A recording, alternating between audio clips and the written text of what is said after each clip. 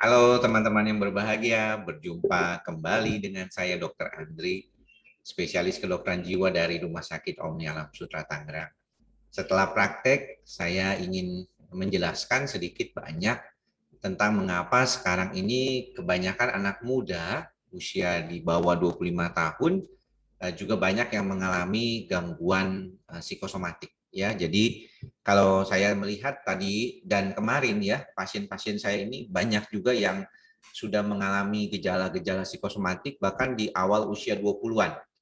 Dulu yang pernah saya katakan, kebanyakan pasien saya itu rata-rata usianya 30-an ke atas. Nah, mengapa sekarang semakin muda?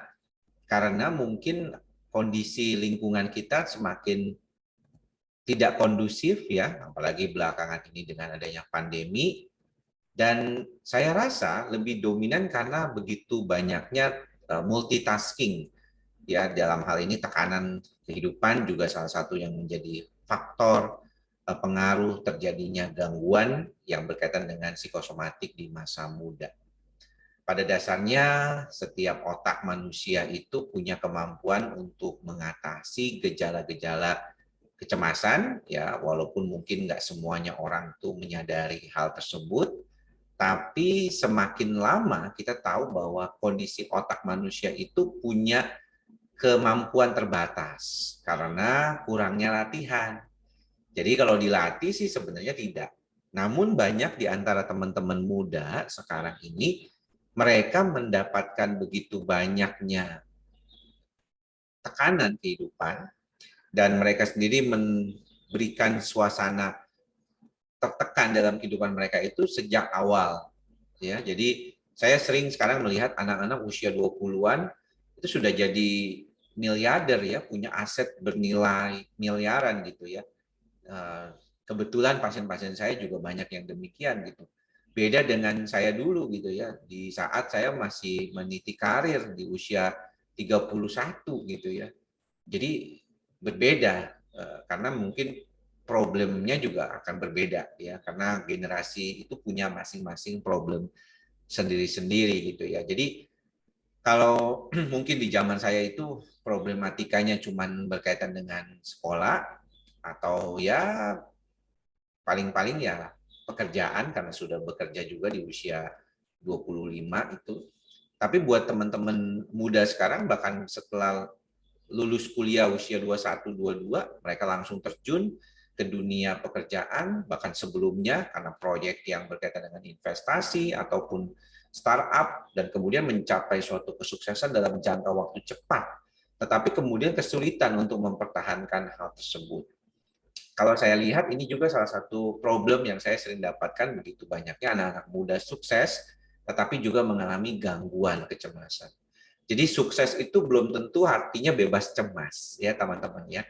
Malah kadang-kadang kalau saya lihat kehidupan kita yang sederhana, yang menerima apa adanya, dengan selalu mengingat mantra kita bersama ya, ikhlas, sabar dan sadar, maka sebenarnya kita bisa jadi lebih bahagia.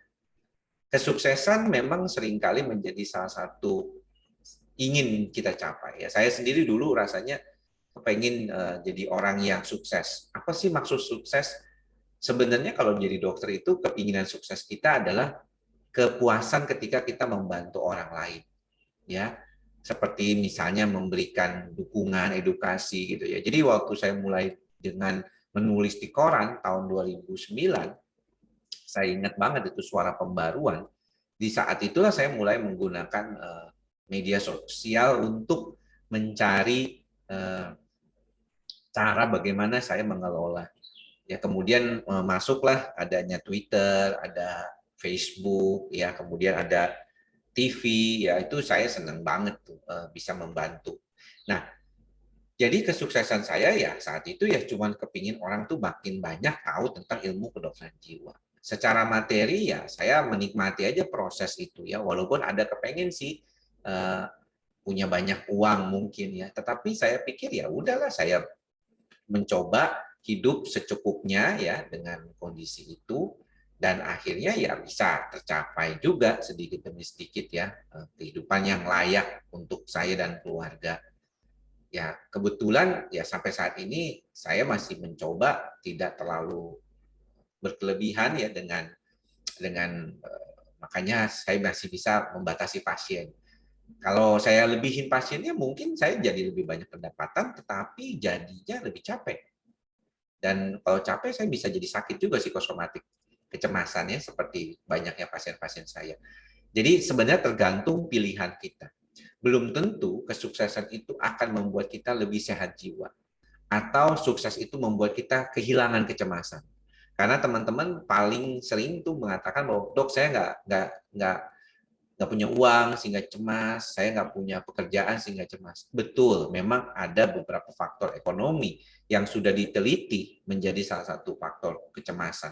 Tapi ternyata teman-teman, salah satu yang paling sering membuat kita stres bukan di masalah yang berkaitan dengan kecemasan seperti tidak punya uang, tetapi lebih karena ketidakmampuan kita di dalam berinteraksi di dalam keluarga ataupun dalam pergaulan sosial. Jadi ini yang paling sering terjadi karena kehilangan orang-orang yang kita cintai, tidak adanya dukungan dari keluarga, hidup sendirian, merasa kesepian, itulah faktor-faktor yang bisa menyebabkan kita stres. Dan ini mungkin juga banyak terjadi pada anak-anak muda yang saat ini sedang mencoba meniti karirnya yang luar biasa cepatnya.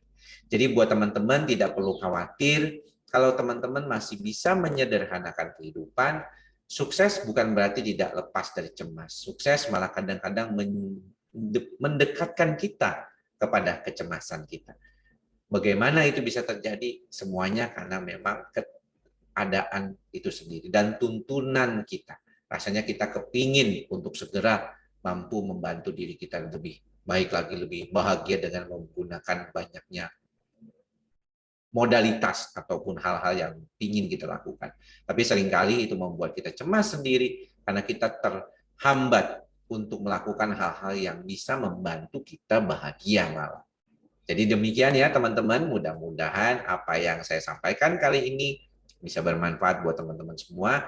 Dan jangan lupa untuk selalu ikhlas, sabar, dan sadar. Semoga semua makhluk berbahagia. Sampai bertemu lagi di lain kesempatan. Salam sehat jiwa. Bye-bye.